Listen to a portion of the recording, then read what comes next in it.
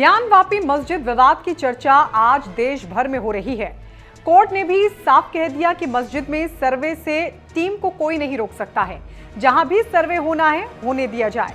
जबकि मुस्लिम पक्षकार मस्जिद में सर्वे का विरोध कर रहे थे, तो वहीं हिंदू पक्ष की मांग थी कि मस्जिद के तहखाने में भी सर्वे किया जाए, जहां टूटे हुए शिवलिंग और देवी देवताओं की मूर्तियां मौजूद हैं। लेकिन जिस तहखाने का जिक्र बार बार हो रहा है, उसको लेकर अब कांग्रेस के नेता का अलग ही दावा सामने आ गया है। आइए बताते हैं आपको कांग्रेस का वो कौन सा नेता है जिसने औरंगजेब की कथित महानता की गाथा का गुणगान किया है।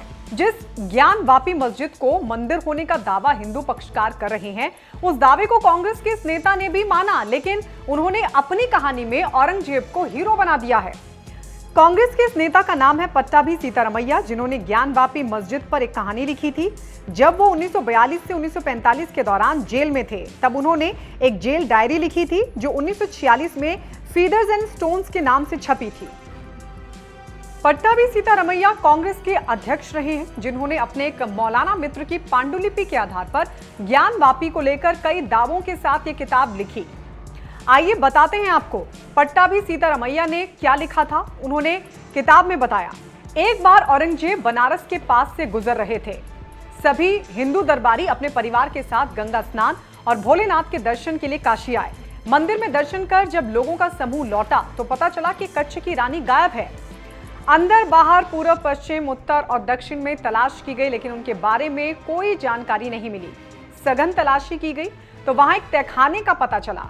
मंदिर के नीचे की गुप्त जगह के बारे में लोगों को जानकारी हुई। आमतौर पर वो मंदिर देखने से 2 मंजिला दिखाई देता था। तहखाने में जाने वाला रास्ता बंद मिला तो उसे तोड़ दिया गया। वहां बिना आभूषण की रानी दिखाई दी।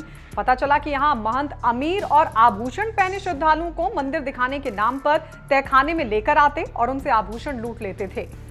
इसके बाद उनके जीवन का क्या होता था पता नहीं। हालांकि इस मामले में सघन तलाशी अभियान फौरन चलाया गया और रानी को ढूंढ लिया गया। औरंगजेब को जब पुजारियों की काली करतूत पता चली तो वो बहुत गुस्सा हुआ। उसने घोषणा की कि जहां इस प्रकार की डकैती हो वो ईश्वर का घर नहीं हो सकता और मंदिर को ध्वस्त कर दिया गया। लेकिन जिस रानी को बचाया गया, उन्होंने मलबे पर मस्जिद बनाने की बात कही और उन्हें खुश करने के लिए एक मस्जिद बना दी गई। इस तरह काशी विश्वनाथ मंदिर के बगल में मस्जिद अस्तित्व में आई। तो ये थी कांग्रेस नेता की लिखी कहानी, जिसको लेकर दावा ये कि बनारस मस्जिद की कहानी लखनऊ में एक नामचीन मौलाना के पास दुर्लभ पांडुलिपि में दर्ज थी। लेकिन जिस पांडुलिपि के आधार पर ज्ञानवापी की कहानी कांग्रेस नेता ने गढ़ी थी, ना तो वो मौलाना रहा, ना पांडुलिपि का कोई पता। यहाँ तक कि खुद पट्टाभी सीतारमैया का भी निधन हो गया। वो मौलाना कौन थे, उनके बारे में भी पट्टाभी सीतारमैया ने किसी को नहीं बताया।